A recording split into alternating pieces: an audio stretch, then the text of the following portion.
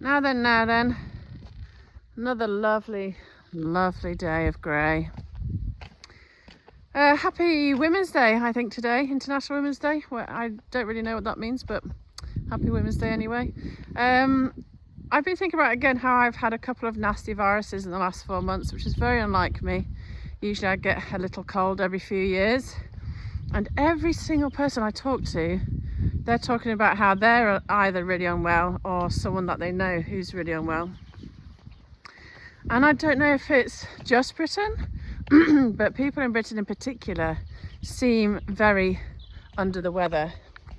So whether it is literally due to the fact that we're only seeing the sun a couple of times a month at the minute, and the sun, like I said, that was literally treated as a god for so many thousands of years by people who understood the importance of the sun, or whether it's the fact we've got sadistic governments spraying toxins in the air like sulfur dioxide and aluminium oxide, which are linked to a numerous amount of terrible health consequences for humans and animals probably. Whether it's down to the fact that we've had synthetic folic acid into your flour, BoVaer chemicals into your animal feed, whether it's fluoride in your water, whether it's locking down people and telling them to wash your hands every 2 minutes and use chemical hand sanitizers, not good for you either, whether it's the toxic COVID vaccines, whether it's toxic fat jabs. It does seem like there's an enormous amount of time spent in the UK at the minute on things that seemingly make us sicker rather than making us healthier. And I think Labour are going to just reduce the amount of things like sports and schools and things like that. Every single thing they do seems to be making us more unhealthy. But apart from that, I think a major reason, I'm just watching my dog as ever, is because for me, I do feel like Britain is really living under a cloud. And I don't mean this one. I mean that for so long, life has seemed so ridiculous. You know, there's so many ridiculous stories that you wake up to every day. Another day where Starmer and his government are seemingly choosing to do things that pretty much persecute the British person, particularly the hard-working British person, seemingly making policies that harm Britain and benefit foreign adversaries. Whether it's the fact our cost of living is so insane and bills are just going in one direction and you're working more but not seeing the benefits of it, not having any money left to do the things that bring you joy.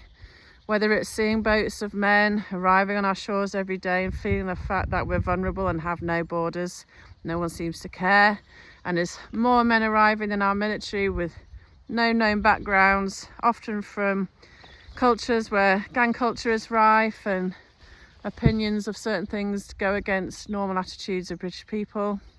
All seems fine. They don't seem to be checked very much. You even get people that are obviously adults being put into schools, yada yada yada.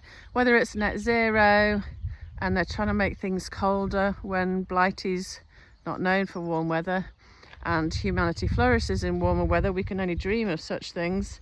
Whether it's Ed Miliband destroying all our beautiful greenland and farmland and food security and destroying beauty wherever you look with metal that kills birds and bees and butterflies and things that give us life.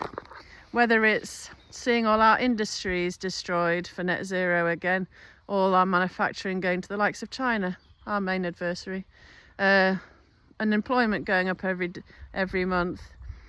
There's not a lot of joy to be had, is there? And it does feel like Brits more than any are kind of squeezed more and more and more to give more and more and more, and yet we get less and less. In fact, we're even told we're not even allowed to fly our own national flag because that could be racist. You know, the demoralisation has been well and truly successful, I think, in this country. And again, it's only when you go abroad do you kind of get off the plane and suddenly the fog truly lifts. And it's like, yeah, this is how I remember. This is what life used to be like, where you'd go to work and you'd have a good balance of life.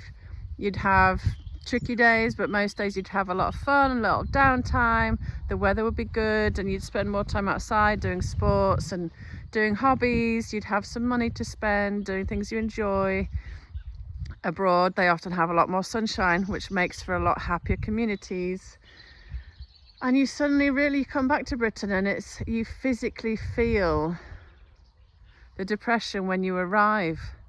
And I just think it's quite evident, and that for me is why people seemingly are so ill all the time, because, you know, Mother Nature gave us cortisol, the stress hormone, our flight or fight response, which is supposed to be used here and there. You know, back in the old days when you'd hunt for food, you'd use your flight or fight response, and then you'd sit around a campfire, cook your meat, hang out, chill out, go to bed early.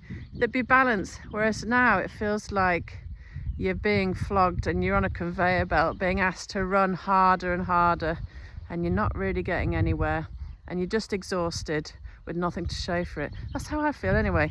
And I think a lot of Brits are exhausted and down, and then your immunity's down because of the constant, relentless nonsense in this country.